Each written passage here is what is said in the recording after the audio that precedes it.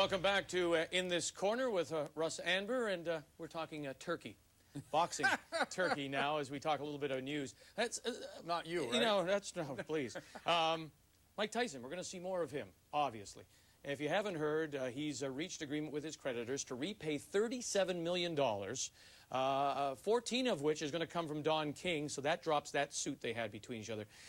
What I think it says more to me is that the boxing game still needs Mike Tyson when, in fact, he should be saying goodbye. Does the boxing game need Mike Tyson, or does Mike Tyson need the boxing game? I think that's a more appropriate question. When you've got that kind of a debt hanging over your head, what other alternative do you really have, Vic? I mean, he's got to get back in the ring. What were you telling me on the information you had? Well, he had only $5,500 in cash when he filed for bankruptcy. Now he's selling some homes, which are going to give him a couple of more million.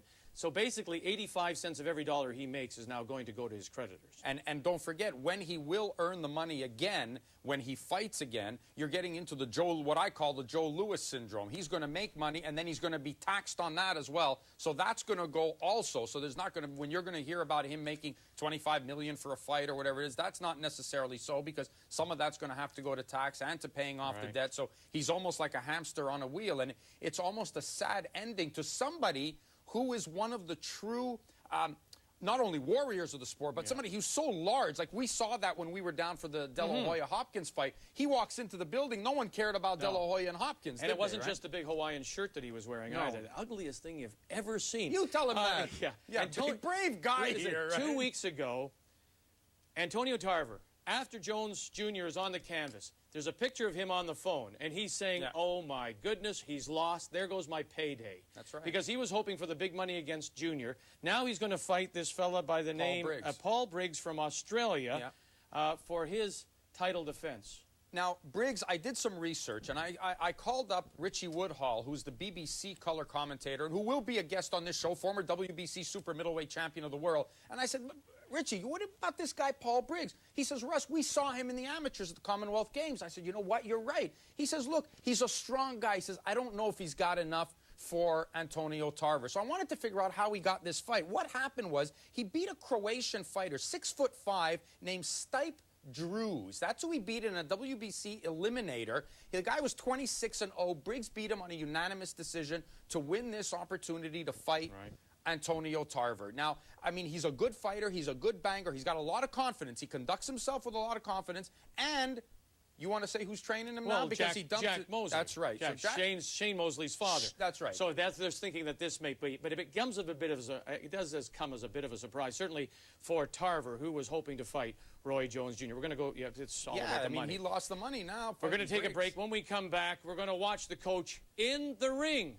Where? In this corner. With the coach, Russ Anber. Déranger, une bombe. Dérange-les, une bombe. À chaque fois qu'il essaye de revenir, il faut que tu répliques. Compris?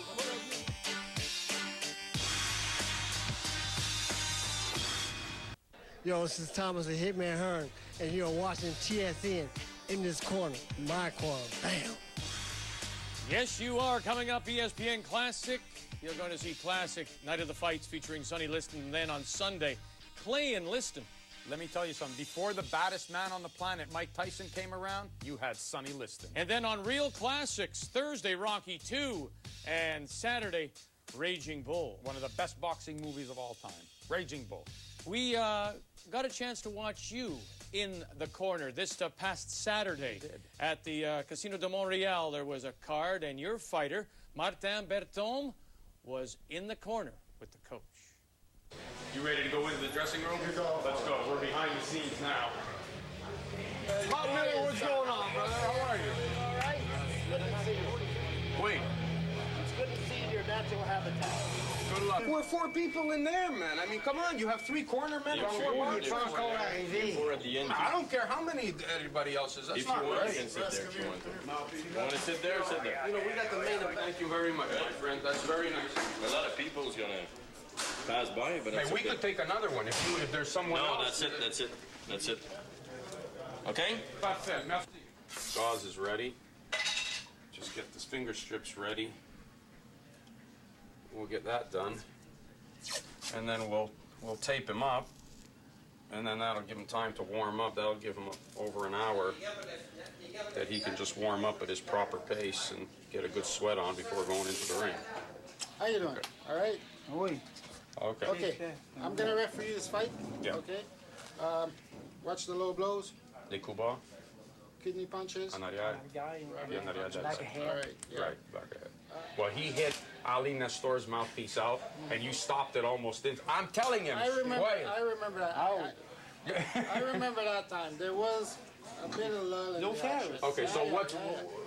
I can stop it at any time, but I wait for when there's no punches being thrown. Yeah, but like Then I stop. for like a 1 second, no punches No, being no, thrown, or a that's not considerable. right. Okay. No, I just want to be clear on it. I'm not saying you did. I just want to be clear so that there is a. Dis qu'il me doit une faveur. He says show him a favor. There's no favor. Okay, no problem. We got to do the hands now.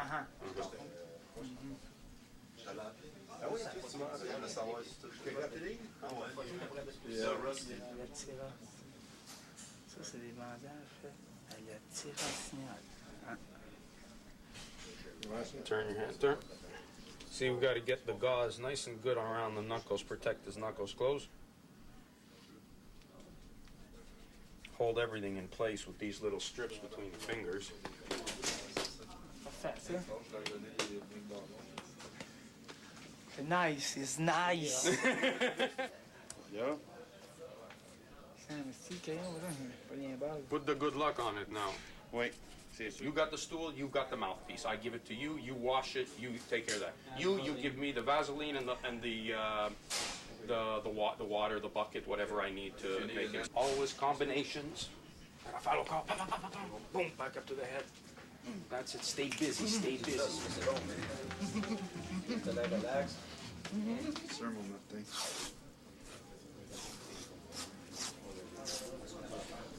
Okay, Jean? Essaye de forcer ça. Un autre là? Un autre petit. Un autre petit. Un autre petit. Salut. Parfait. Mr. Cleach.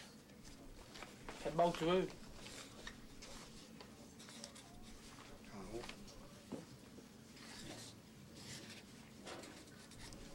Fort maintenant. That's up. You ready now? We know what we're going to do, right? Tu sais qu'est-ce qu'on va faire? Oui?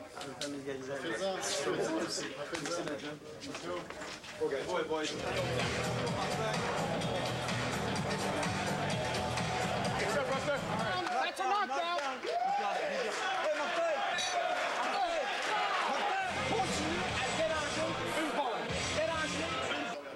Bert, gros respire. Relax. Prends pas des grosses bombes, là. Pop, pop, pop, pop. Travaille sur son œil qui est coupé. Travaille sur l'œil.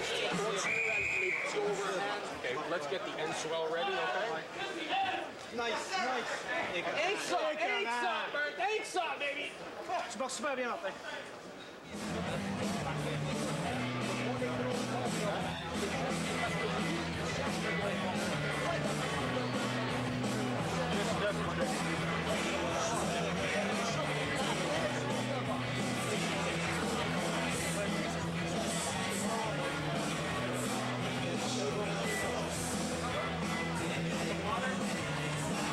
Des ans, devenir boxeur. Je ne faut pas se cacher qu'à ses débuts, c'est un kick. Présentement, il y a même du sang qui sort de son oreille gauche.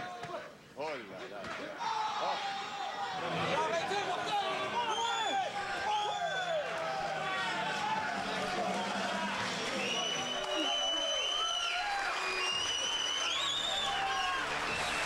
Marlon, I'm the only one with the scissor. They don't have a scissor. Hey, they haven't graduated to scissor yet.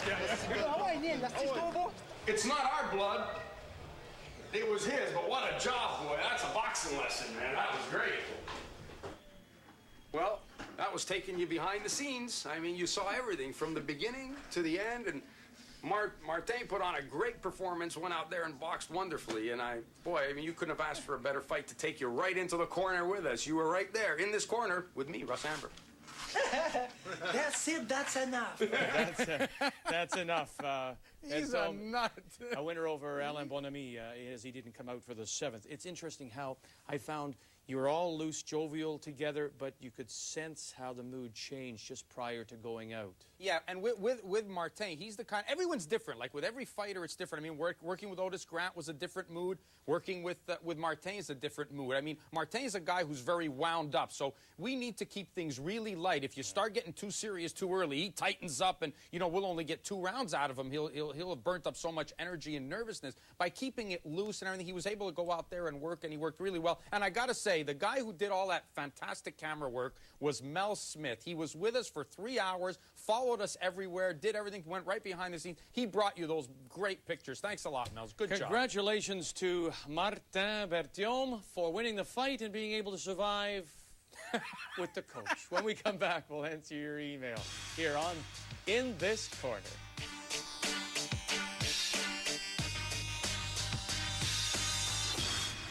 And mine. From the inbox right now. Russ, could you comment on the recent state of the sport? Nobody seems to care anymore. Has society outgrown boxing? We thank Jeff in Terrace, BC. Let me suggest to you, and it may be a very simple argument, but part of the problem is the image of the sport. And it's that squeaky wheel kind of, gets the most attention. It's the bad aspects of the sport that gets the attention. And I think people don't like the bad aspects. I don't think that's the issue here at all, Vic. I hate to disagree with you again, but I don't think that's the reason at all. I think probably the main reason why Jeff is seeing this is because in the past when boxing has been on, and if we look through boxing through the 1980s, although now we have the internet that's available to us and you get all the information and everything online, in the past you used to have to wait for a Ring magazine to come out or Flash Gordon's newsletter to come along to get all the results. But what you did have was free boxing on television, on free television. And do you remember watching Larry Holmes fight Kenny Norton in perhaps the greatest, one of the greatest heavyweight title fights in history? Ali losing his title to Spinks on national television. Ray Leonard growing up before our eyes, those Olympians from '76 coming up on free television. Cosell was on it. You had CBS Sports Spectacular. Wait a minute. You had CBS Sports. You had Wide World of Sports. You had Matthew Saad Muhammad, who thrilled weekend audiences with great performances. You're not seeing that as much now. Although you get it on HBO, most of it is closed circuit, pay-per-view. So it's a limited audience to who you're seeing it. The fighters are not becoming that household name. No, granted, but the problem still appears to be that the bad aspect of the sport gets more publicity than the good aspect of the sport. And you talk about De La Hoya, you talk about how charismatic Hopkins is. Those people don't get enough attention. It's the bad part of the sport. That's why you get more publicity than I do on this show. Thank you. Yes. The reason being is these guys are they're a good image for the sport. Hopkins is a picture of dedication and perseverance and surviving in a weight class that nobody stays in a weight class that long. Roy Jones has done nothing but conduct himself with class and dignity beyond reproach in the way he's gone in and out of the ring. Oscar De La Hoya, you can't knock his image. I mean, he's a guy who has transcended the sport. In the Latin countries, he's huge. I mean, it's not just the bad stuff. Obviously, the squeaky wheel gets the most oil, attention. Yeah, sure, but you know what? We'll debate it because it's a huge topic, and we'll kick it around. Coming up next week, we're going to periodically, every once in a while, take a look at boxing across the country.